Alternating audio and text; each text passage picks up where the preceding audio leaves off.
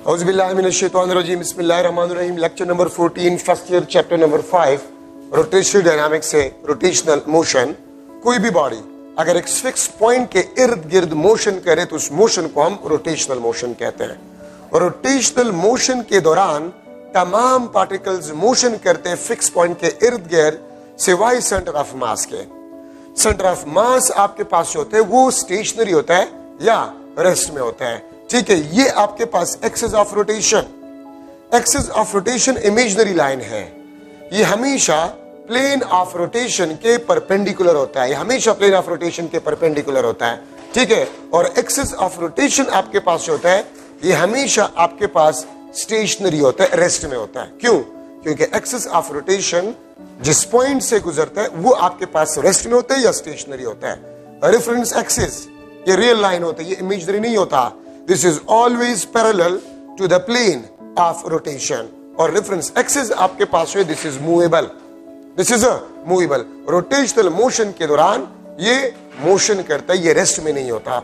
और reference axis उस point को locate करता है जिस point के motion को हम observe करते हैं, उस point को basically ये locate करता है। ठीक है, तो this is reference axis. A real line always parallel to the plane of rotation. This is movable. Axis of rotation always perpendicular to the plane of rotation, always stationary, imaginary line आपके पास होता है। ठीक है, तो rotational motion के दौरान तमाम particles motion करते हैं सिवाय सेंटर ऑफ मास के। सेंटर ऑफ मास आपके पास जो होता है वो हमेशा रेस्ट में होता है, या वो पॉइंट जहां से एक्सिस ऑफ रोटेशन पास हो रहा है वो हमेशा आपके पास रेस्ट में होता है। ठीक है, हम स्टार्ट कर रहे एंगुलर डिस्प्लेसमेंट से, जो कि प्लेन एंगल है। फर्स्ट चैप्टर में डिटेल में हम इसको डिस्कस कर चुके हैं। कोई भी बॉडी अगर सर्कुलर पाथ पे मोशन करता है, ठीक है, तो आपके पास जो कर्व होगा, कर्व, ठीक है, ये आपके पास बॉडी जो है अगर ए पॉइंट से बी पॉइंट तक जाता है तो सेंटर के साथ ये एंगल जो सबटेंड करता है इसको हम एंगुलर डिस्प्लेसमेंट कहते हैं। और याद रखें थीटा आपके पास जो है this is the angular displacement, जो कि जिसको हमने प्लेन एंगल भी कहा था। और हमने फर्स्ट चैप्टर में लिखा था theta is equal to S divide by R, the ratio of arc length to the radius of a circular path, standard unit radian. ठीक है, जो कि हम फर्स्ट चैप्टर में डिटेल में पढ़ चुके हैं। ठीक है, इसको मैं इस तरह भी लिख सकता हूं, S is equal to R theta. तो याद रखे ये इक्वेशन लीनियर डिस्प्लेसमेंट और एंगुलर डिस्प्लेसमेंट को रिलेट करता है। ये इक्वेशन लीनियर डिस्प्लेसमेंट और एंगुलर डिस्प्लेसमेंट को रिलेट करता है। तो इसका मतलब ये कि किसी भी लीनियर पैरामीटर को हम एंगुलर पैरामीटर के साथ रिलेट कर सकते हैं।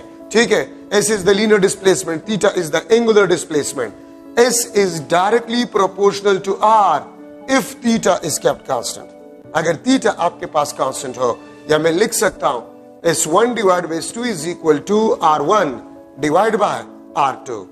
S is directly proportional to theta. ठीक है, if R is kept constant, या S1 divided by S2 is equal to theta 1 divided by theta 2. ठीक है, इसका मतलब आपके पास क्या बनता है? देखिए, अगर मेरे पास दो व्हील्स हैं डिफरेंट रेडियस वाले, ठीक है, आपके पास दो व्हील्स हैं, ठीक है, और दोनों व्हील्स को हम सेम रिवोल्यूशन दे देते हैं। Revolution is also the unit of angular displacement. एक छोटा व्हील है, एक बड़ा व्हील है, दोनों को जमीन पे मैं एक रिवोल्यूशन दे देता हूं, तो लीनियर डिस्प्लेसमेंट कौन सा व्हील ज्यादा ट्रेवल करेगा? जिसका अर्थ ज्यादा होगा, जो बड़ा व्हील होगा वो ज्यादा लीनियर डिस्प्लेसमेंट ट्रेवल करेगा, और जिसका रेडियस कम होगा वो कम लीनियर डिस्प्लेसमेंट ट्रेवल करेगा। तो S is directly proportional to R।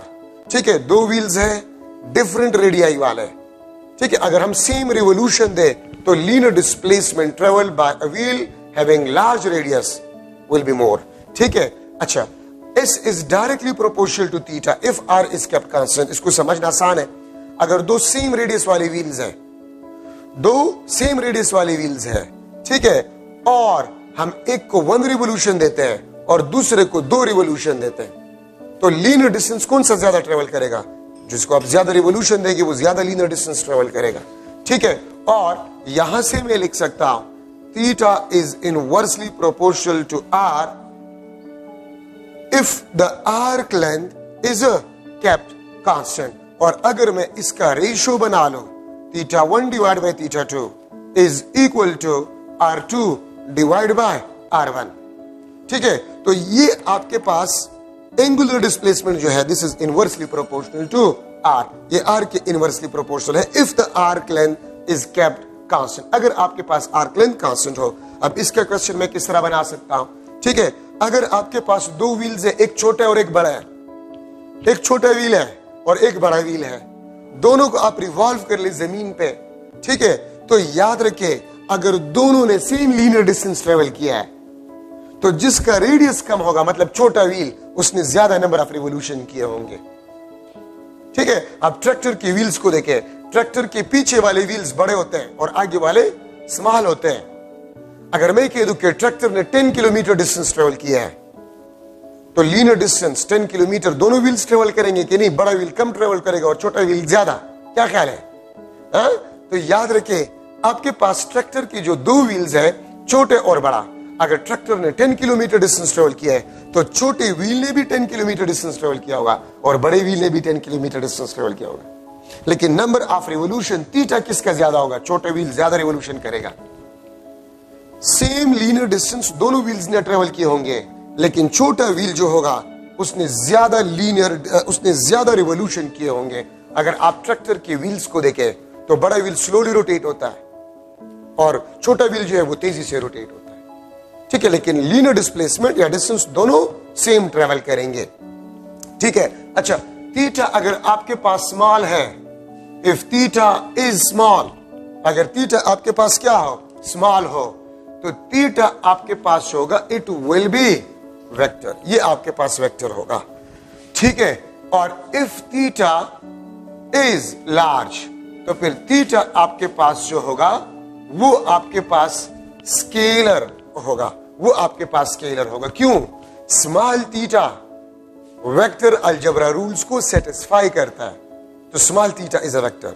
और large theta vector algebra rules को सेटिस्फाई नहीं करता, इसलिए आपके पास लार्ज थीटा जो है वो स्केलर होता है और स्मॉल थीटा वेक्टर होता है. ठीक है, और देखिए थीटा अगर आपके पास वेक्टर है तो एंटी क्लॉकवाइज रोटेशन में अगर आप देखें, ठीक है, तो हम कहते हैं राइट हैंड रूल से थीटा आपके पास अपवर्ड है, थीटा आपके पास अपवर्ड एंड पॉजिटिव होगा. और अगर क्लॉकवाइज रोटेशन हो आपके पास, clockwise rotation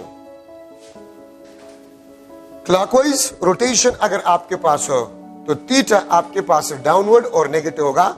right hand rule के मुताबिक से आप देख सकते हैं थीटा आपके पास जो है इट इज अ डाउनवर्ड, और यहां पर थीटा आपके पास जो है this is a upward. So small theta is considered to be positive, large theta is considered to be negative. ठीक है, if theta is a vector. और अगर आप इसके वेक्टोरियल फॉर्म को लिख ले तो S is equal to theta cross R. ठीक है, S is equal to theta cross R. ये आपके पास वेक्टोरियल फॉर्म है. ठीक है, S is equal to R theta का. अच्छा, अब यहां पर आपके पास रेडियन स्टैंडर्ड यूनिट है, रिवोल्यूशन, ठीक है, डिग्री, मिनट्स, सेकंड्स भी आप प्लेन एंगल के लिए इस्तेमाल कर सकते हैं. और यहां पर मैं आपको बता रहा हूं स्टार्ट में all angular parameters theta, omega, alpha, ठीक है, etcetera, all angular parameters are always along axis of rotation. Along axis of rotation. जितनी भी एंगुलर पैरामीटर्स आपके पास होते हैं they are always along the axis of rotation. या तो अपवर्ड होंगे या आपके पास डाउनवर्ड होंगे. ठीक है, एंगुलर वेलोसिटी आपके पास जो है limit delta T tends to 0 delta theta divide by delta T. ठीक है, ये आपके पास वेक्टोरियल फॉर्म है. Limit delta T tends to 0 का मतलब आपके पास ये होता है for small T delta theta is vector. ठीक है, तो इसलिए ओमेगा के वेक्टोरियल फॉर्म आपके पास इस तरह बन जाएगा. या the time rate of change of angular displacement is known as angular velocity. The time rate of change of angular displacement is known as angular velocity. इसका यूनिट आपके पास जो होगा standard unit radian per second, ये standard unit है. बाकी RPS revolution per second, RPM revolution per minute, RPH revolution per hour, ये भी आप यूनिट के तौर पे इस्तेमाल कर सकते हैं. एंगुलर वेलोसिटी के यूनिट के तौर पे आप इसको इस्तेमाल कर सकते हैं. ठीक है, RPS revolution per second, RPM revolution per minute, RPH revolution per are. ठीक है, ये भी यूनिट के तौर पे इस्तेमाल किया जाता है. डिग्री पर सेकंड, डिग्री पर मिनट, डिग्री पर आर. ठीक है, ये भी आप इस्तेमाल कर सकते इसका यूनिट. और याद रखिए ओमेगा आपके पास जो है ये आपको सेंस ऑफ रोटेशन देता है. ये आपको सेंस ऑफ रोटेशन देता है. क्या मतलब है सेंस ऑफ रोटेशन? जब तक direction of rotation anti clockwise हो, जब तक direction of rotation anti clockwise हो, तो ओमेगा आपके पास अपवर्ड एंड पॉजिटिव होगा. अगर आपसे कोई पूछे इफ ओमेगा इज अपवर्ड और positive, what will be the direction of rotation? Anti clockwise. ठीक है, जब तक डायरेक्शन ऑफ रोटेशन क्लॉकवाइज होगा, जब तक डायरेक्शन ऑफ रोटेशन आपके पास क्लॉकवाइज होगा, तो ओमेगा आपके पास डाउनवर्ड और नेगेटिव होगा. ओमेगा आपके पास डाउनवर्ड और नेगेटिव होगा. ये बात याद रखिए. तो देखिए आपको कंफ्यूज किया जा सकता है. किस तरह? एक let's suppose fan is rotating in anti clockwise direction and the direction of omega is upward. Omega का direction upward है. If suddenly the angular velocity of a fan decreases, ठीक है, what will be the direction of angular velocity? तो upward. याद रखिए, जब तक direction of rotation anti clockwise हो, जब तक direction of rotation anti clockwise हो, वह angular velocity constant हो, वह angular velocity increase हो रहा हो, वह एंगुलर वेलोसिटी डिक्रीज हो रहा हो, जब तक direction of rotation anti clockwise होगा, तो ओमेगा आपके पास अपवर्ड और पॉजिटिव होगा. ठीक है, और जब तक डायरेक्शन ऑफ रोटेशन क्लॉकवाइज होगा, तो ओमेगा डाउनवर्ड होगा या नेगेटिव होगा. ये कन्वेंशनली लिया गया है कि एंटी क्लॉकवाइज तो omega is upward and positive. ठीक है, तो अगर मैं आपको कह दूं omega is positive, what will be the direction of rotation? Anti clockwise. If omega is negative, what will be the direction of rotation? Clockwise. If omega is upward, what will be the direction of rotation? Anti-clockwise. If omega is downward, what will be the direction of rotation? तो आपके पास clockwise. ठीक है. अच्छा, अब अगर मैं लिख लो for one revolution, for one revolution के लिए डेल्टा थीटा आपके पास 2 पाई के बराबर होता है. ठीक है, 1 रिवोल्यूशन में 2 पाई रेडियन एंगल सबटेंड होता है. और ये आपके पास कैपिटल टी, ये आपके पास टाइम ऑफ रिवोल्यूशन है. तो अगर मैं ओमेगा को लिख लो, तो omega is equal to 2 pi divide by T, या ये आपके पास 2 पाई एफ होगा. और इसी इक्वेशन के बेस पे हम इसको एंगुलर फ्रीक्वेंसी बी कहते हैं. इसको हम एंगुलर फ्रीक्वेंसी बी कहते हैं. ठीक है, ये बात याद रखिए. तो अगर आपको टाइम ऑफ रिवोल्यूशन की बनाओ, अगर मैं कह दूं 1 सेकंड में 1 रिवोल्यूशन हो रहा है, what will be the angular velocity of rotatory body? तो 2 pi radian per second. If the linear frequency is 10 hertz, is 10 hertz, what will be the angular frequency? तो 20 पाई रेडियन हर्ट्ज आपके पास angular frequency होगा. ठीक है, अगर आपके पास ratio of angular frequency to the linear frequency, this will be equal to 2 pi. The ratio of angular frequency to the linear frequency is equal to 2 pi. The ratio of linear frequency to the angular frequency, this is equal to 1 divide by 2 pi. ठीक है, मैं लिख सकता हूं the product of angular velocity and time of revolution, this is equal to 2 पाई. ये आपके पास 2 पाई के बराबर होगा. ठीक है, ये आपके पास 2 पाई के बराबर आपके पास होगा. ठीक है, ये बात याद रखिए. So the ratio of angular frequency to the linear frequency is equal to 2 pi. ठीक है, the product of angular frequency and time of revolution is equal to 2 pi. तो अगर आपको टाइम ऑफ रिवोल्यूशन गिवन हो या linear frequency, what will be the angular velocity, आप यहां से मालूम कर सकते हैं। और अगर मैं लिख लो फॉर एन रिवोल्यूशन ओमेगा आपके पास जो होता है this is equal to n2 pi divide by t, या इसको मैं लिख सकता हूं 2 पाई n इंटू f। क्या मतलब है इसका? अगर आपको बताया जाए कि 10 रिवोल्यूशन एक बॉडी ने किया 1 सेकंड में, तो n 10 पुट करे और time of revolution 1 second put करे, आपके पास एंगुलर फ्रीक्वेंसी आ जाएगा। ठीक है, नंबर ऑफ रिवोल्यूशन अगर गिवन हो, लीनियर फ्रीक्वेंसी गिवन हो, एंगुलर फ्रीक्वेंसी आपके पास आ जाएगा। तो ये आपके पास n नंबर ऑफ रिवोल्यूशन के लिए आपके पास इक्वेशंस है। Omega is equal to 2 pi n divide by t या 2 पाई n f। तो ये आपके पास n रिवोल्यूशंस के लिए है। ठीक है, अच्छा अब अगर मैं रिलेट करूं, ठीक है, the relation between linear velocity and angular velocity, जिस तरह हम लीनियर डिस्प्लेसमेंट और एंगुलर डिस्प्लेसमेंट को रिलेट कर सकते हैं, एग्जैक्टली उसी तरह हम लीनियर वेलोसिटी और एंगुलर वेलोसिटी को भी रिलेट कर सकते हैं। लेकिन इससे पहले एक बात आप लोग याद रखें, ठीक है, कि आपके पास theta, omega, time of revolution, frequency और angular acceleration, these are independent, these are independent of r। ठीक है, ये r, this is independent of r, distance of particle, that is distance of particle from axis of rotation। ठीक है, axis of rotation से आपके पास जो है, तो ये r से इंडिपेंडेंट है। ठीक है, रिजिड बॉडी भी एक बात याद रखिए, रिजिड बॉडी आपके पास क्या होता है? If particles are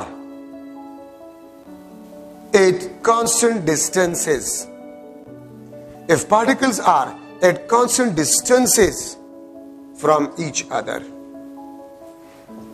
if particles are at constant distances from each other and they are interlocked, इसको हम रिजिड बॉडी कहते हैं, इसको हम रिजिड बॉडी कहते हैं। ठीक है, अगर ये आपके पास एक रिजिड बॉडी है, इसमें डिफरेंट पार्टिकल्स हैं, इसमें डिफरेंट पार्टिकल्स है आपके पास। ठीक है, अगर मैं लिख लो कि इसके दरमियान डिस्टेंस d1, इसके दरमियान डिस्टेंस d2, ये d3, d1 is equal to d2 is equal to d3 means the distances are constant between the particles and they are interlocked। तो फिर इस बॉडी को हम रिजिड बॉडी कहते हैं। याद रखिए, 100% rigid body is not possible, but solid bodies को हम रिजिड बॉडी कंसिडर करते हैं। सॉलिड बॉडीज को हम रिजिड बॉडी कंसिडर करते हैं। क्यों? क्योंकि अगर आप रिजिड बॉडी कंसिडर करें तो याद रखिए, आपके पास जो है रोटेशनल डायनामिक्स में प्रॉब्लम सॉल्यूशन इंतहाई आसान हो जाता है। ठीक है, अगर आप सॉलिड बॉडी को रिजिड बॉडी कंसिडर करें तो देखिए, अगर ये रिजिड बॉडी है और ये आपके पास एक्सिस ऑफ रोटेशन है, तो डिफरेंट पार्टिकल्स डिफरेंट डिस्टेंसेस पे है, r1, r2, ये आपके पास r3। ठीक है, तो एक बात याद रखिए, अगर रिजिड बॉडी रोटेटरी मोशन करता है तो रिजिड बॉडी के हर एक पार्टिकल का एंगुलर डिस्प्लेसमेंट, उसका एंगुलर वेलोसिटी, उसका टाइम ऑफ रिवोल्यूशन, उसका फ्रीक्वेंसी, उसका एंगुलर एक्सेलरेशन, तमाम पार्टिकल्स के सेम होंगे। अगर आप घर में देखिए फैन लगा हुआ है, फैन एक रिजिड बॉडी आप कंसिडर करें, तो अगर फैन रोटेटरी मोशन करता है तो फैन के हर एक पार्टिकल रोटेटरी मोशन कर रहा है, या फैन अगर रिजिड बॉडी आप कंसिडर करें तो फैन का हर एक पार्टिकल अपने पोजीशन पे सर्कुलर मोशन करता है। तो अगर मैं कह दूं कि फैन का एंगुलर वेलोसिटी वो 2 रिवोल्यूशन पर सेकंड है, let's suppose 2 revolution per second, आपके पास अगर एंगुलर वेलोसिटी है फैन का तो फेन के हर एक पार्टिकल का angular velocity 2 revolution per second होगा, ख्वाह पार्टिकल एक्सिस के नजदीक है ख्वाह पार्टिकल एक्सिस से दूर है। अगर मैं कह दूं कि angular displacement of a fan around its on axis is a 2 revolution per second, तो हर एक पार्टिकल 1 सेकंड में 2 रिवोल्यूशन करेंगे। एंगुलर डिस्प्लेसमेंट भी सेम होगा, टाइम ऑफ रिवोल्यूशन भी सेम होगा, फ्रीक्वेंसी भी सेम होगा। ठीक है, अगर फेन का एंगुलर एक्सेलरेशन 0 है तो हर एक पार्टिकल का एंगुलर एक्सेलरेशन 0 होगा। तो मैंने जो लिखा है theta, omega, time period, frequency और alpha, they are independent of r the distance of a particle from the axis of rotation. ठीक है, रिजिड बॉडी के डिफरेंट पार्टिकल्स का distance from axis of rotation उसको हम आर कहते हैं। तो ये बहुत इंपॉर्टेंट कंसेप्ट है, ये याद रखें। अच्छा, relation between linear velocity and angular velocity, तो v is equal to r omega, और इसको मैं इस तरह भी लिख सकता हूं, और इसको मैं इस तरह भी लिख सकता हूं, v is equal to r 2 pi divide by t, और v is equal to 2 pi r into f. ठीक है, तो ये आपके पास जो है मुख्तलिफ किस्म के इक्वेशन है फॉर द लीनियर वेलोसिटी। यहां पर मैं लिख सकता हूं v is directly proportional to r। ठीक है, if angular velocity is kept constant, या v1 divide by v2 is equal to r1 divide by r2। v is the linear velocity of every particle of a rigid body which is rotating around the fixed axis। ठीक है, तो इसका मतलब आपके पास ये बन रहा है कि रिजिड बॉडी, फॉर एग्जांपल आपका फेन है, वो रोटेटरी मोशन करे, तो उस फेन का हर एक पार्टिकल का जो लीनियर वेलोसिटी होगा, अगर डिस्टेंस डिफरेंट है तो लीनियर वेलोसिटी डिफरेंट होगा, बावजूद इसके कि एंगुलर वेलोसिटी कांस्टेंट होगा। और मैंने आपको स्टार्ट में बताया कि अगर फेन रोटेटरी मोशन करता है तो angular velocity of all the particles will be same और constant, but the linear velocity of all the particles will be different. Linear velocity आपके पास डिफरेंट पार्टिकल्स के डिफरेंट आपके पास होंगे, तो v is directly proportional to r if omega is kept constant, to v1 divided by v2 is equal to r1 divided by r2। तो rigid body के different particles अगर डिफरेंट डिस्टेंसेस पे तो उनकी लीनियर वेलोसिटी आपके पास क्या होंगे, डिफरेंट होंगे। उनके लीनियर वेलोसिटीज आपके पास जो है वो डिफरेंट होंगे।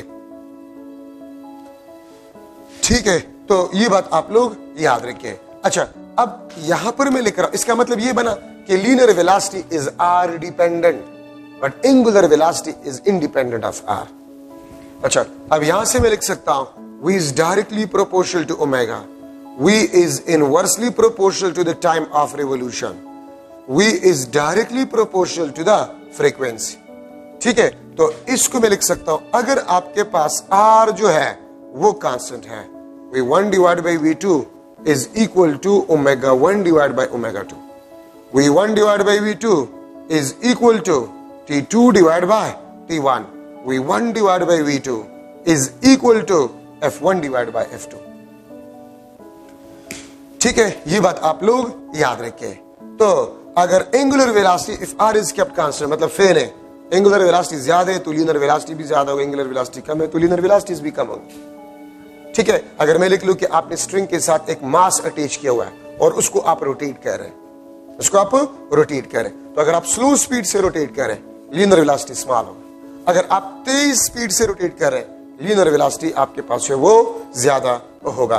ठीक है, अगर मैं इसका वेक्टर फॉर्म लिख लो, v is equal to omega cross r, v is equal to omega cross r। तो ये आपके पास जो है relation between linear velocity and angular velocity.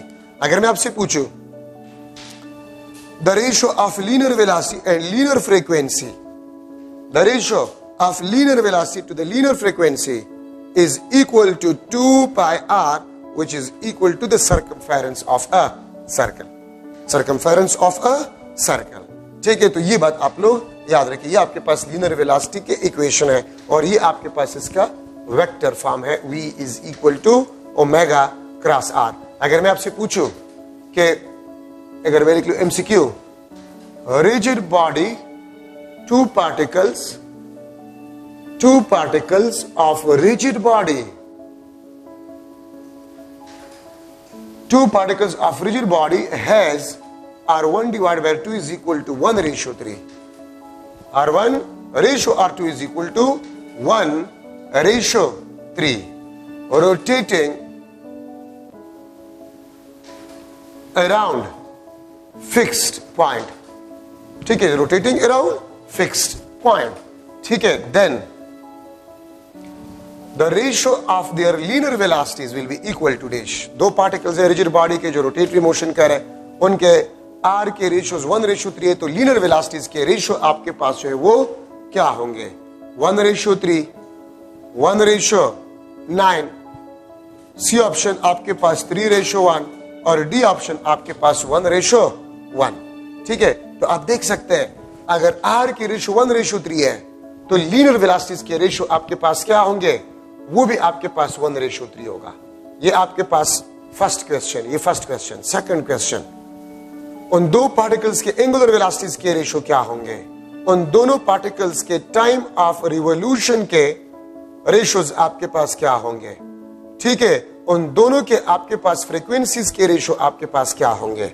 ठीक है, ये मैंने आपसे मुख्तलिफ क्वेश्चंस कर लिए. तो ये आपके पास 1:1, 1:1, 1:1, जो कि मैंने स्टार्ट में आपको बता दिया कि रिजिड बॉडी के तमाम पार्टिकल्स के angular velocities, time of revolution, frequency, ठीक है, वो आपके पास सेम होंगे for a single rigid body.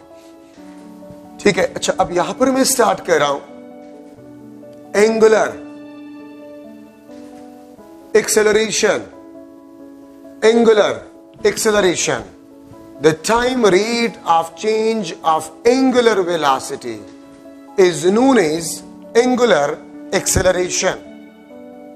ठीक है, आपके पास angular acceleration होगा.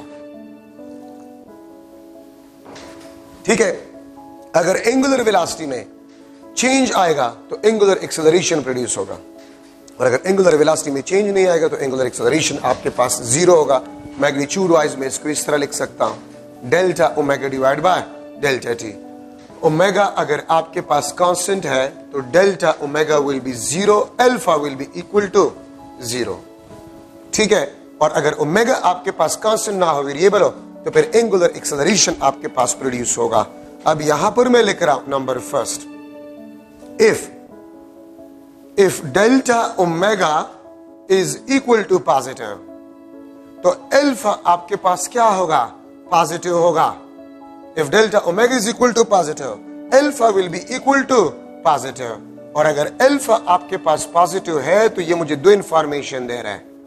Angular speed is increasing. ठीक है, एंगुलर वेलोसिटी आपके पास it will be increasing and alpha will be parallel to omega. अगर मैं कह दूं alpha is positive, alpha is positive, तो अल्फा पॉजिटिव आपको दो बातें बता रहे हैं कि angular velocity is increasing and alpha is parallel to omega. ठीक है, और अगर आपसे ये मैं पूछूं कि डायरेक्शन ऑफ रोटेशन क्या होगा, तो direction of rotation may be clockwise और एंटी क्लॉकवाइज.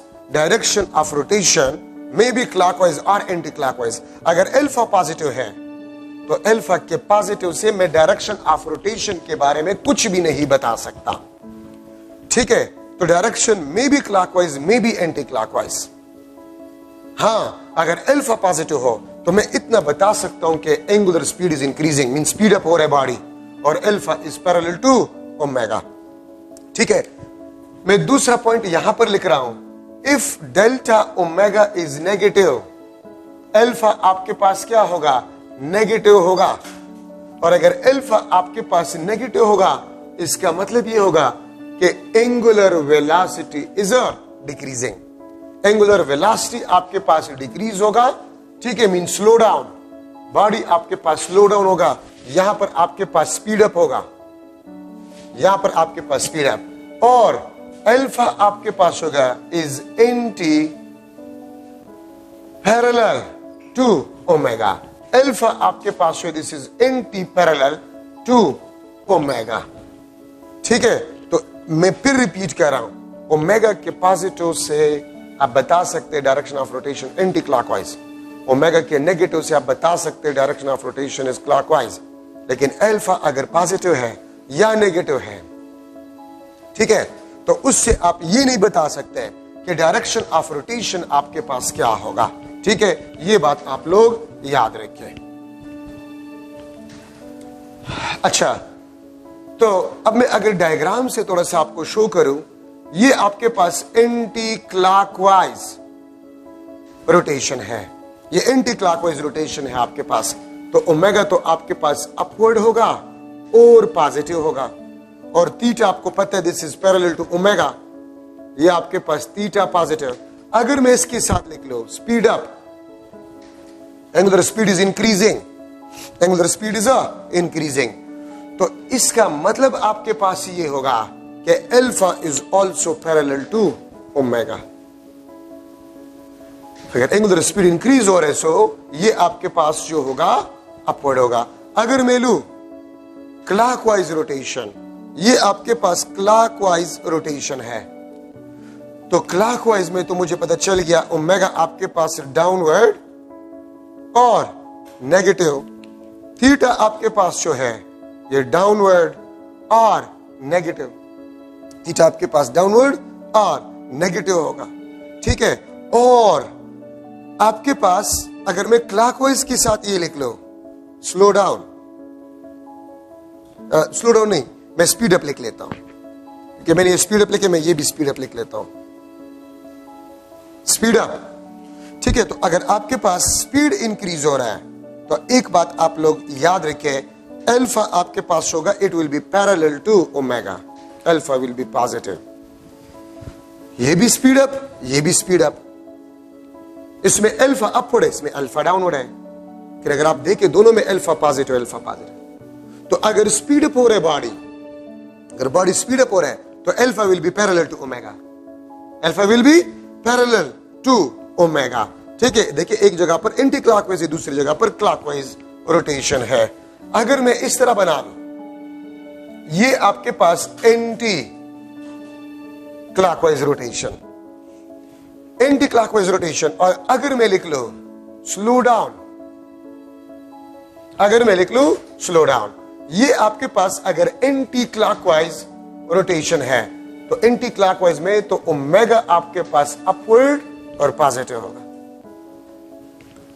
ठीक है, थीटा आपके पास ये अपवर्ड एंड पॉजिटिव होगा।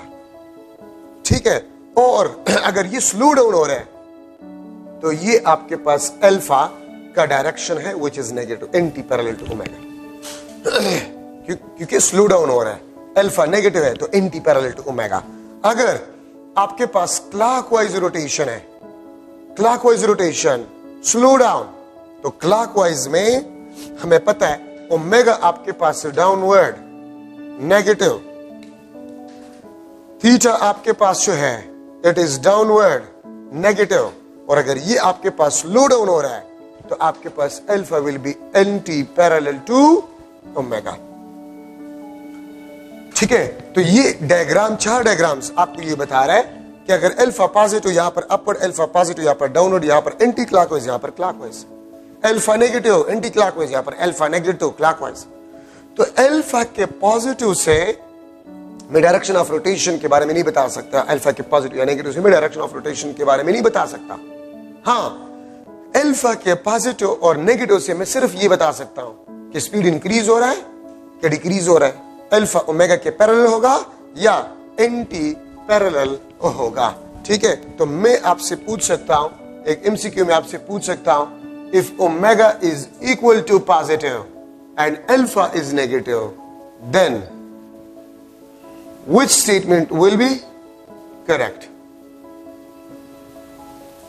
या जरूरत नहीं इसका, then A option, direction of rotation anti-clockwise rotation, speed up. B option, clockwise rotation, speed up.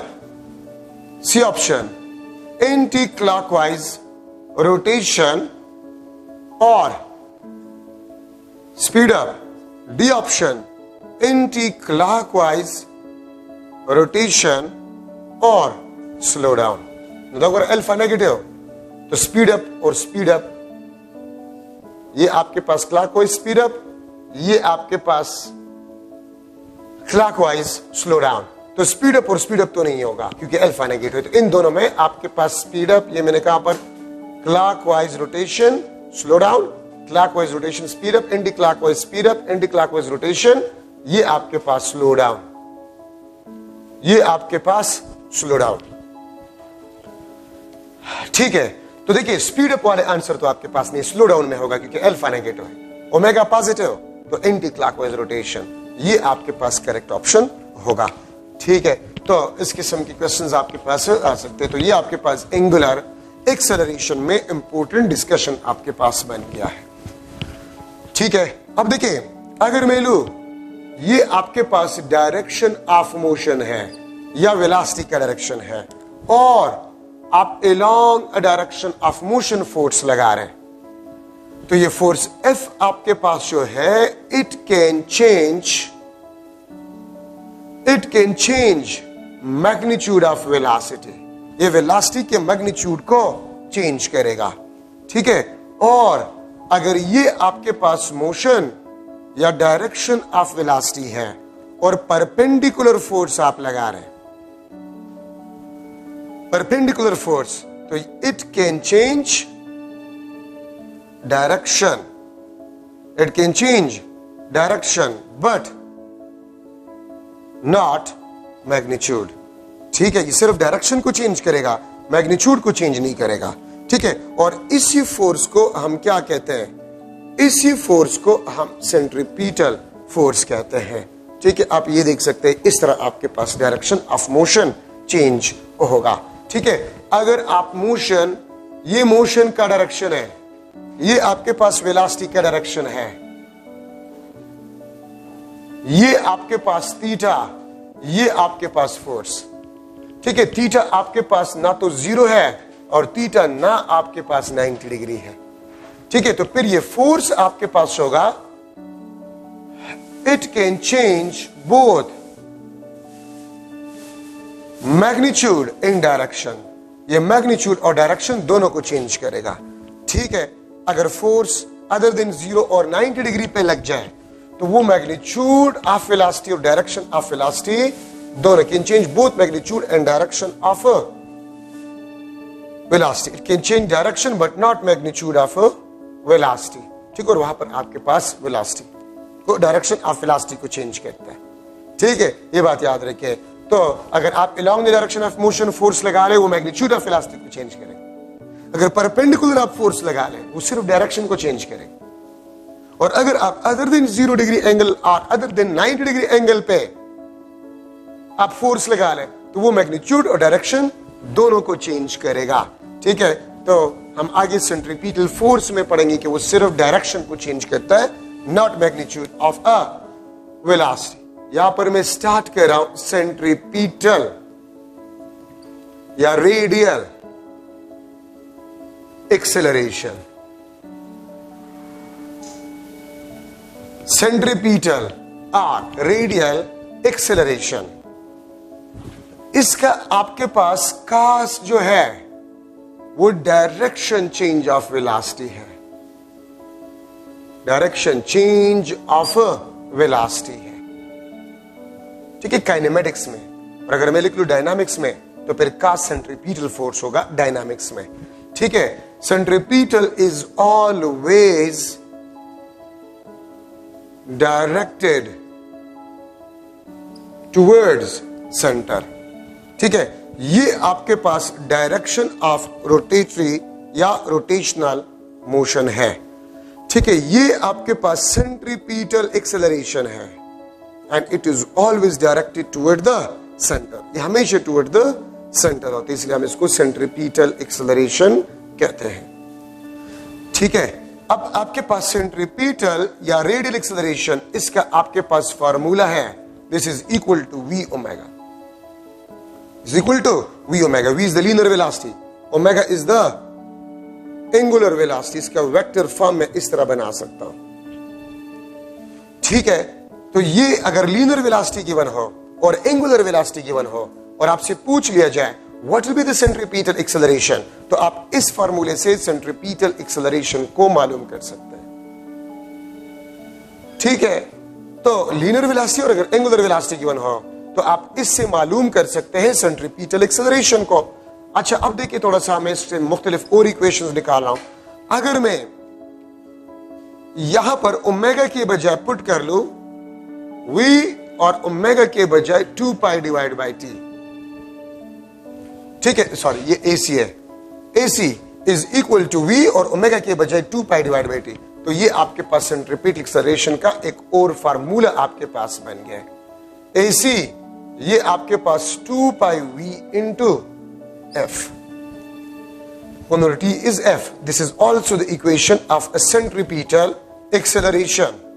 Second आपके पास जो है, अगर मैं v को r ओमेगा पुट कर लूं, अगर v को मैं r ओमेगा पुट कर लूं, AC आपके पास equal to r omega square, AC is equal to r omega square. मैंने v को r ओमेगा पुट कर लिया है, ठीक है, तो मैं इसको इस तरह भी लिख सकता हूं, AC is equal to r 4 pi square divide by t square. ठीक है, इसको मैं इस तरह लिख सकता हूं, AC is equal to 4 pi square r into f square. ये आपके पास सेंट्रीपिटल एक्सेलरेशन के और फार्मूले आ गए। v is equal to r omega, तो r ओमेगा स्क्वायर, ठीक है, omega square 4 pi square divide by t square, और टी स्क्वायर को मैं एफ स्क्वायर से रिप्लेस कर सकता हूं। थर्ड आपके पास जो है, अगर मैं ओमेगा को v बाय आर पुट कर लूं, ओमेगा को v बाय आर, तो AC आपके पास v square divide by r बन जाए। AC is equal to v square divide by r, ठीक है, तो ये आपके पास सेंट्रीपिटल एक्सेलरेशन के मुख्तलिफ फार्मूले हैं। ठीक है, ये 1 2 3 4 5 6 7, ये 7 आपके पास फार्मूले सेंट्रीपिटल एक्सेलरेशन के हैं। ठीक है, मैं अगर इसका वेक्टर फॉर्म ड्रा करूं, AC is equal to minus v square divide by r into r unit vector. ये माइनस साइन क्या शो करता है? Opposite to the radius. Radius is a vector, radius हमेशा आउटवर्ड होते हैं और सेंट्रीपिटल एक्सेलरेशन टुवर्ड सेंटर होते हैं, तो अपोजिट। तो माइनस साइन शो करते हैं centripetal acceleration is always directed toward the centre. Negative sign का मतलब आपके पास ये होता है। ठीक है, अगर मैं इस इक्वेशन का वेक्टर फॉर्म लिख लो, तो AC minus r omega square, या ये माइनस ओमेगा स्क्वायर आर आपके पास बन जाता है। ठीक है, equal to minus omega square r, क्योंकि r unit vector is equal to r vector divide by magnitude. तो यहां पर अगर आप आर यूनिट वेक्टर के बजाय पुट करें तो ये आर आर कैंसिल, और minus omega square r vector आपके पास बन जाएगा। तो सेंट्रीपिटल एक्सेलरेशन आपके पास इसके बराबर हो जाए। ठीक है, तो ये सारे आपके पास सेंट्रीपिटल एक्सेलरेशन की इक्वेशन है एमसीक्यूज के लिए। AC is directly proportional to omega square, AC is inversely proportional to t square, AC is directly proportional to f square, AC is directly proportional to the square of linear velocity, AC is inversely proportional to the radius of a circular path। MCQs में आ सकते हैं कि if angular velocity is double, अगर angular velocity double हो जाए तो centripetal acceleration कितना time बन जाएगा? 4 टाइम। अगर एंगुलर वेलोसिटी हाफ हो जाए, सेंट्रीपिटल एक्सेलरेशन 4 टाइम डिक्रीजेस। अगर लीनियर वेलोसिटी डबल हो जाए तो सेंट्रीपिटल एक्सेलरेशन आपके पास 4 टाइम्स बन जाएगा। अगर लीनियर वेलोसिटी हाफ हो जाए, सेंट्रीपिटल एक्सेलरेशन आपके पास जो है 4 टाइम डिक्रीज हो जाएगा। अगर फ्रीक्वेंसी डबल हो जाए, सेंट्रीपिटल एक्सेलरेशन आपके पास 4 टाइम्स बन जाएगा। ठीक है, and if the radius of a circular path is double, centripetal acceleration आपके पास है वो हाफ हो जाएगा। ठीक है, तो वो आप एमसीक्यूज के लिए डिस्कस कर सकते हैं। तो सेंट्रीपिटल एक्सेलरेशन को हम रेडियल एक्सेलरेशन भी कहते हैं, और इसका कास आपके पास होते चेंजिंग डायरेक्शन ऑफ वेलोसिटी आपके पास होता है, और ये एमसीक्यूज के लिए जरूरी पॉइंट्स है कि ये चेंज होगा तो सेंट्रीपिटल एक्सेलरेशन कितना चेंज होगा। दूसरा आपके पास जो है tangential acceleration. Tangential acceleration, tangential acceleration का कास आपके पास जो होता है वो चेंजिंग मैग्नीट्यूड ऑफ वेलोसिटी होता है। Changing magnitude of velocity. Centripetal acceleration का कास होता है चेंजिंग डायरेक्शन, और टेंजेंशियल एक्सेलरेशन का जो कास होता है वो changing magnitude of a velocity आपके पास होता है। ठीक है, ये बात आप लोग याद रखें। इसको हम टेंजेंशियल क्यों कहते हैं? This is always tangential to the circular form. ठीक है, इसका वेक्टर फॉर्म आपके पास जो है, वेक्टर फॉर्म आपके पास alpha cross r, this is the vectorial form of a tangential acceleration, alpha cross r. ठीक है, तो देखिए सर्कुलर मोशन में यहां पर चले मैं लिख लेता हूं, अगर यूनिफॉर्म सर्कुलर मोशन हो, यूनिफॉर्म सर्कुलर मोशन हो, तो आपके पास ओमेगा कांस्टेंट होता है। ठीक है, मैग्नीट्यूड ऑफ अ वेलोसिटी आपके पास कांस्टेंट होता है, तो अल्फा आपके पास क्या होगा? ठीक है, अल्फा आपके पास 0 होगा, टेंजेंशियल एक्सेलरेशन आपके पास 0 होगा, सेंट्रीपिटल एक्सेलरेशन आपके पास नॉन जीरो होगा। ठीक है, यूनिफॉर्म सर्कुलर मोशन अगर हो, non uniform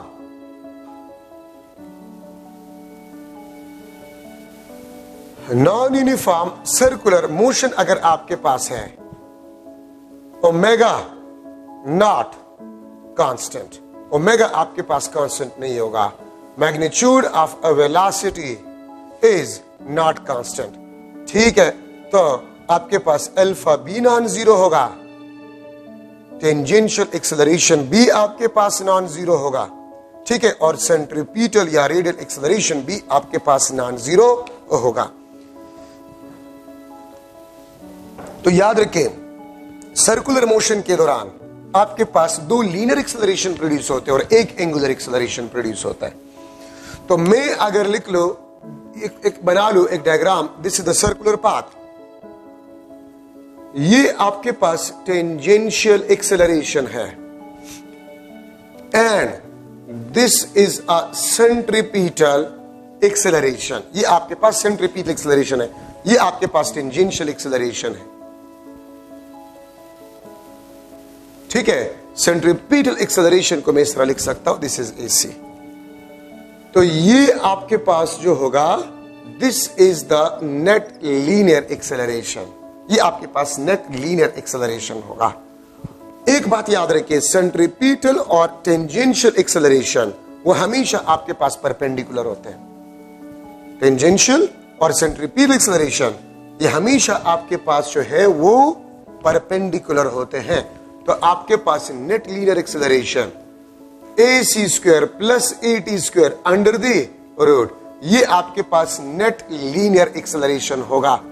V omega whole square plus R alpha whole square under the root. ठीक है, V omega whole square plus R alpha whole square under the root, ये आपके पास नेट लीनियर एक्सेलरेशन आपके पास बन जाता है। ठीक है, तो centripetal acceleration and tangential acceleration is always perpendicular at some instantaneous point. मैं आपसे क्वेश्चन इस तरह पूछ सकता हूं, during uniform circular motion, during uniform circular motion in anti-clockwise direction, if velocity is directed west, if linear velocity is directed west, then centripetal acceleration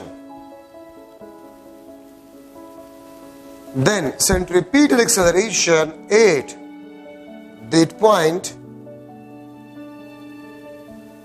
will be, then centripetal acceleration at that point will be directed dash, directed dash। ठीक है, ये आपके पास जो है east, west, north, d option south.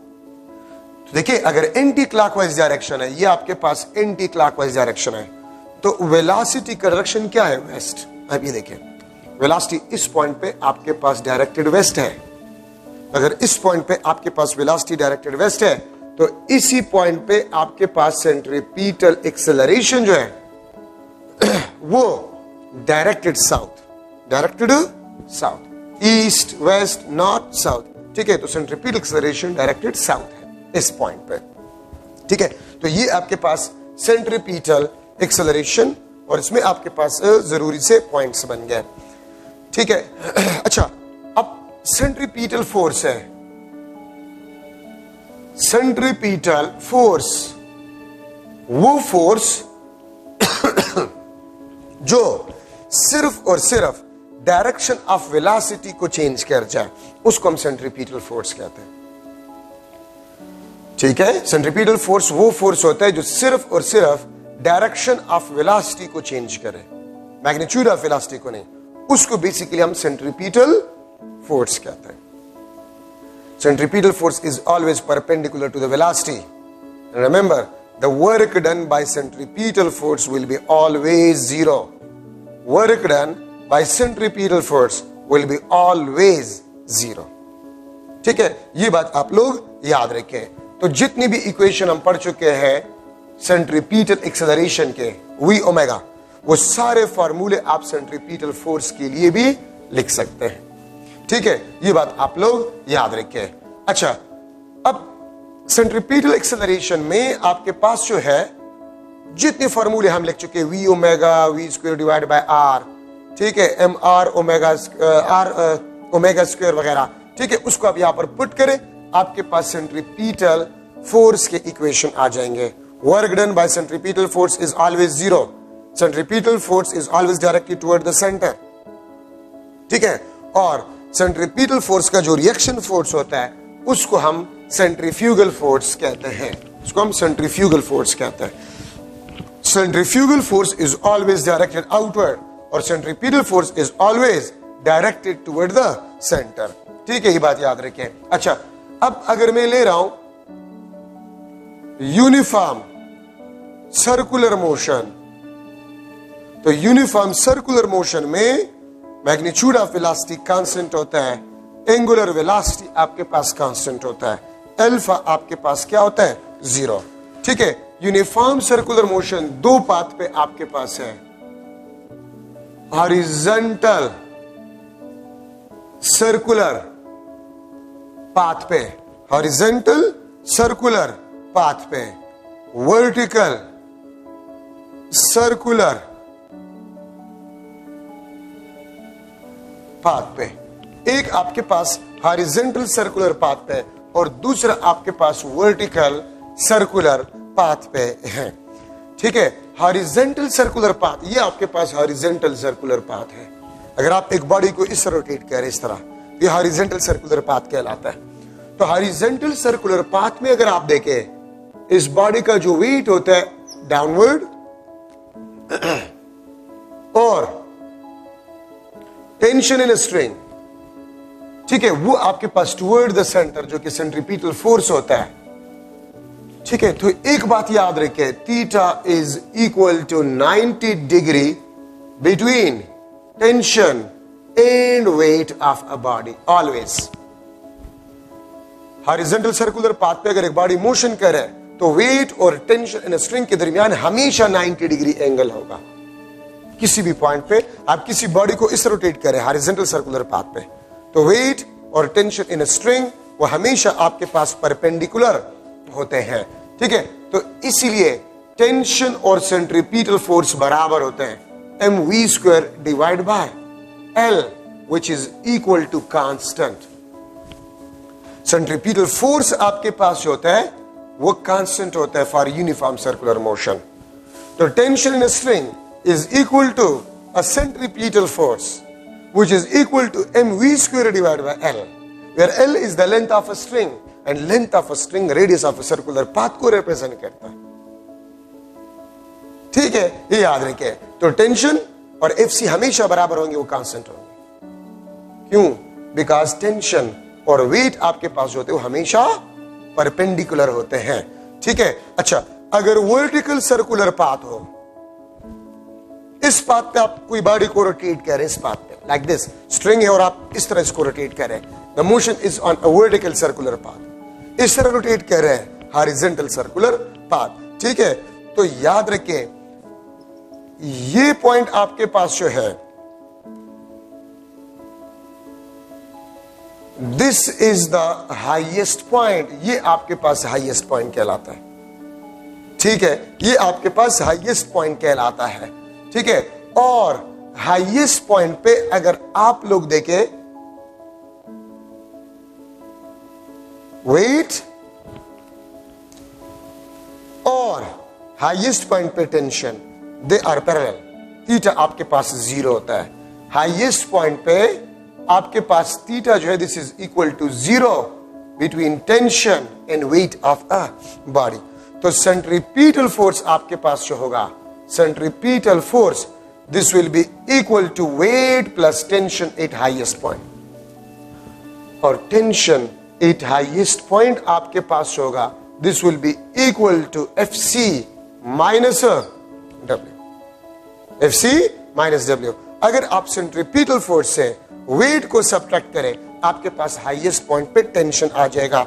और याद रखें ये आपके पास मिनिमम टेंशन है, हाईएस्ट पॉइंट पे टेंशन मिनिमम होता है। सेंट्रीपिटल फोर्स से आप वेट को सब्ट्रैक्ट करें, ठीक है, तो आपके पास जो है टेंशन एट हाईएस्ट पॉइंट आ जाएगा which is the minimum tension. ये आपके पास बी पॉइंट है, इसको बेसिकली हम कहते हैं this is a bottom point. और बॉटम पॉइंट पे अगर आप देख ले वेट डाउनवर्ड, टेंशन आपके पास जो है वो अपवर्ड है, टेंशन एट बॉटम, और यही आपके पास सेंट्रीपिटल फोर्स भी इसी डायरेक्शन में है। तो बॉटम पे अगर आप देखें tension theta is equal to 180 degree between tension and weight, ये आप देख सकते हैं। ठीक है, और मैं लिख सकता हूं centripetal force TB minus W होगा, या TB आपके पास FC प्लस W होगा। और याद रखें बॉटम पॉइंट पे जो टेंशन आपके पास होता है स्ट्रिंग में, maximum tension in a string, bottom पे tension in a string maximum होगा, हाईएस्ट पॉइंट पे टेंशन स्ट्रिंग में मिनिमम होगा। ठीक है, तो मैं वर्टिकल सर्कुलर पाथ पे ये लिख सकता हूं कि आपके पास टेंशन और सेंट्रीपिटल फोर्स हर जगह पर बराबर नहीं होते।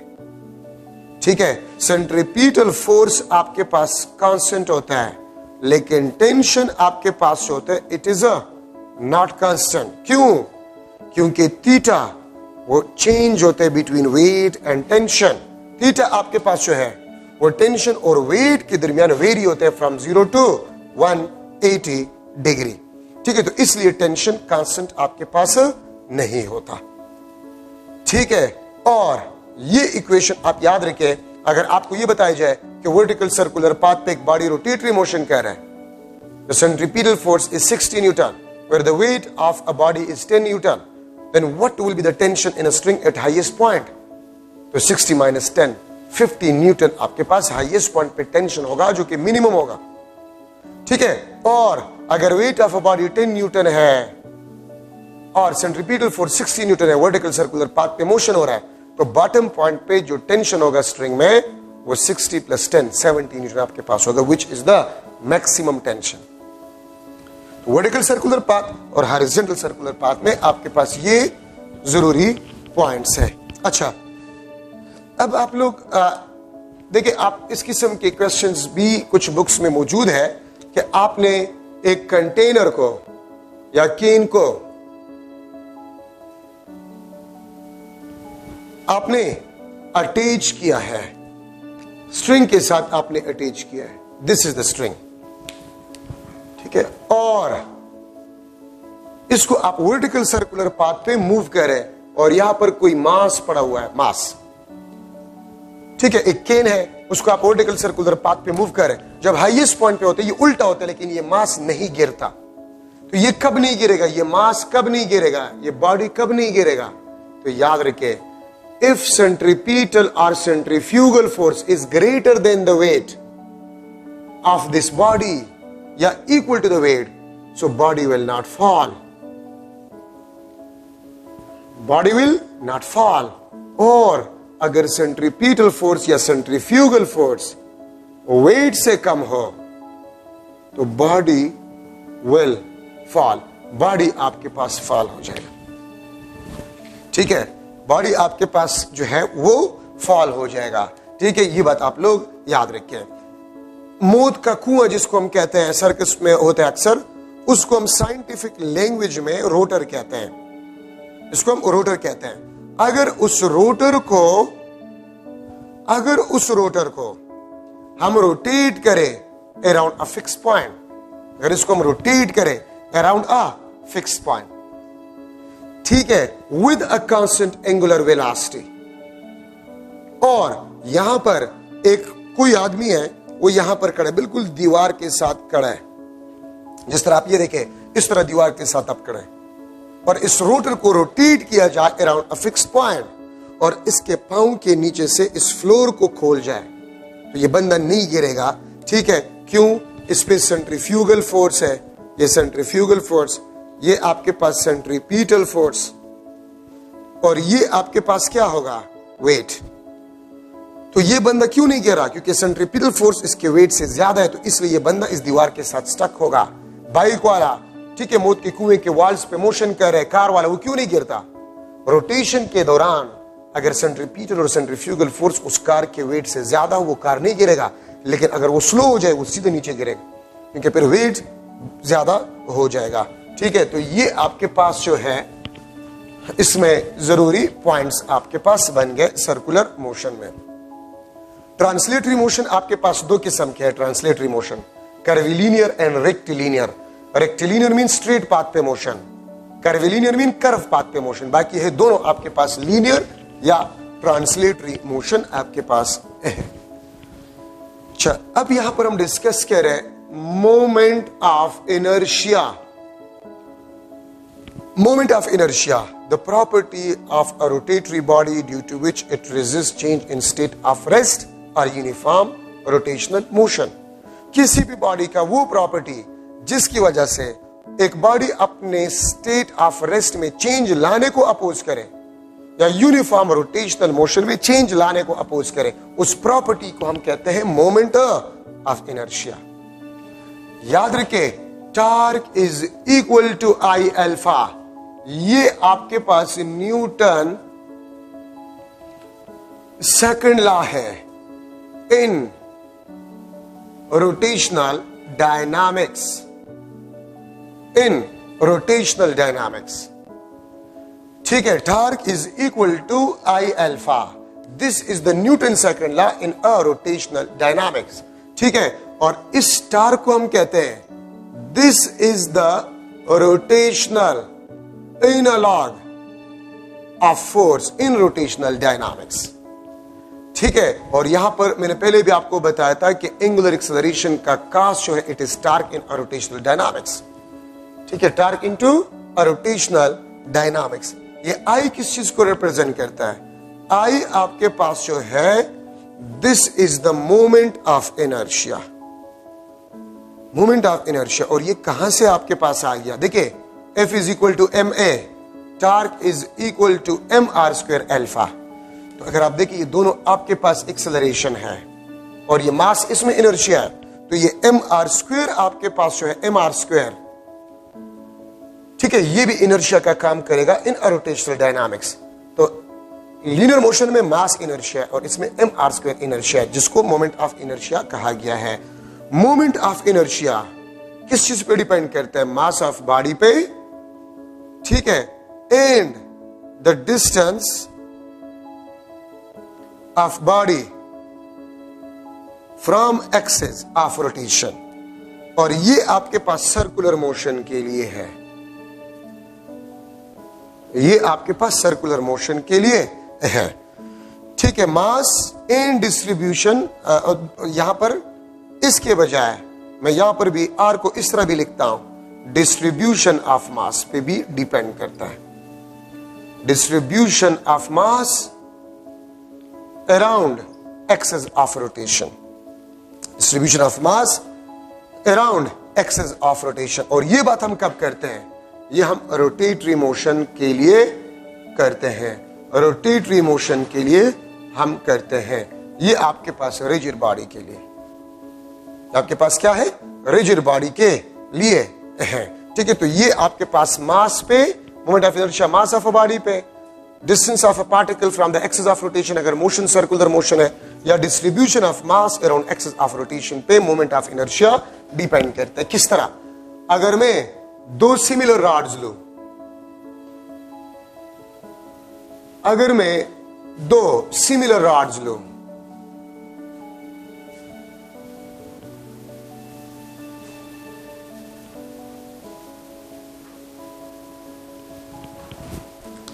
ठीक है, ये दोनों आपके पास सिमिलर रॉड्स हैं, ठीक है।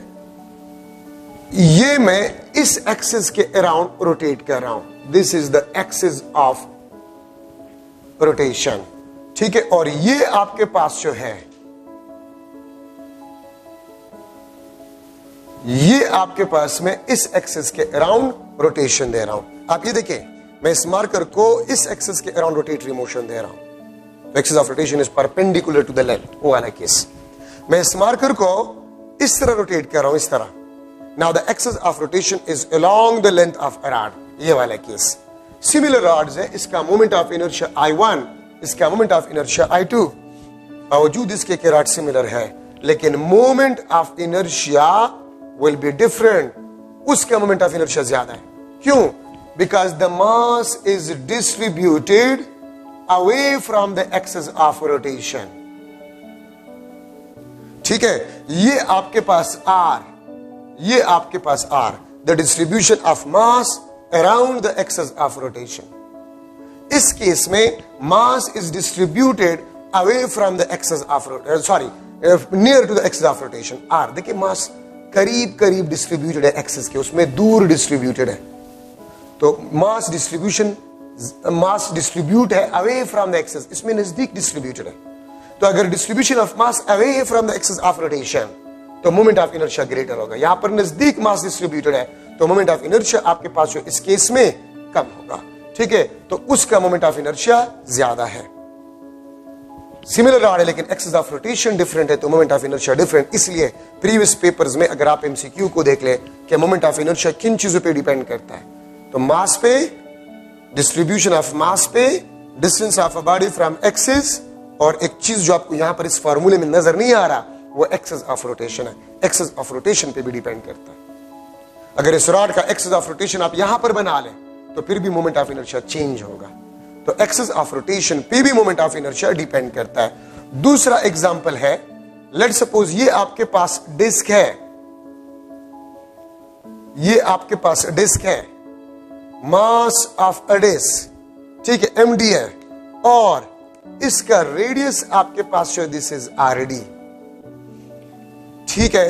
दूसरा आपके पास रिंग है, रिंग, ये आपके पास रिंग है, दिस इज रिंग, ठीक है। इसका मास आपके पास मास ऑफ अ रिंग, और इसका रेडियस आपके पास RR। अगर मैं लिख लो कि आपके पास मास जो है डिस्क और रिंग दोनों के मासेस बराबर है, ठीक है। अगर मैं कह दूं mass of a disc is equal to mass of a ring, radius of a disc is equal to radius of a ring, mass भी सेम है, रेडियस भी सेम है, तो क्या मोमेंट ऑफ इनर्शिया सेम होगा? इसका मोमेंट ऑफ इनर्शिया ID और इसका मोमेंट ऑफ इनर्शिया IR। तो सेम मास सेम रेडियस, लेकिन डिस्क का जो मास है वो एक्सिस के नजदीक यूनिफॉर्मली डिस्ट्रीब्यूटेड है, और रिंग का जो मास है वो एक्सिस ऑफ रोटेशन से दूर डिस्ट्रीब्यूटेड है, ठीक है। तो आप देख सकते हैं डिस्क का जो मोमेंट ऑफ इनर्शिया है दैट इज हाफ mr², और रिंग का जो मोमेंट ऑफ इनर्शिया वो mr² है। और आप देख सकते हैं कि रिंग का मोमेंट ऑफ इनर्शिया वो डिस्क के डबल है। डबल क्यों? रिंग में mass distributed away from the axis, ये एक्सिस ऑफ रोटेशन है, तो ये खाली है, मास दूर दूर डिस्ट्रीब्यूटेड है from the axis of rotation. ठीक है, यहां पर आपके पास जो है ये एक्सेस ऑफ रोटेशन है, the mass is uniformly distributed about the axis of rotation. ठीक है, तो मोमेंट ऑफ इनर्शिया रिंग का ज्यादा है बावजूद इसके कि मास ऑलरेडी सेम है। तो देखिए, आपने मोमेंट ऑफ इनर्शिया को याद करना होगा। मुख्तलिफ बॉडीज के, स्फीयर का, रिंग का, डिस्क का, रॉड का मोमेंट ऑफ इनर्शिया आप लोगों ने याद करने होंगे। ठीक है, उसके कोई तरीका मैं आपको नहीं सिखा सकता। ठीक है, तो ये आपने याद करने होंगे। लेकिन एक बात याद रखिए कि मोमेंट ऑफ इनर्शिया मास पे, डिस्ट्रीब्यूशन ऑफ मास पे, the distance of the particle from the axis of rotation और एक्सेस ऑफ रोटेशन पे डिपेंड करता है। ठीक है, ये बात याद रखिए।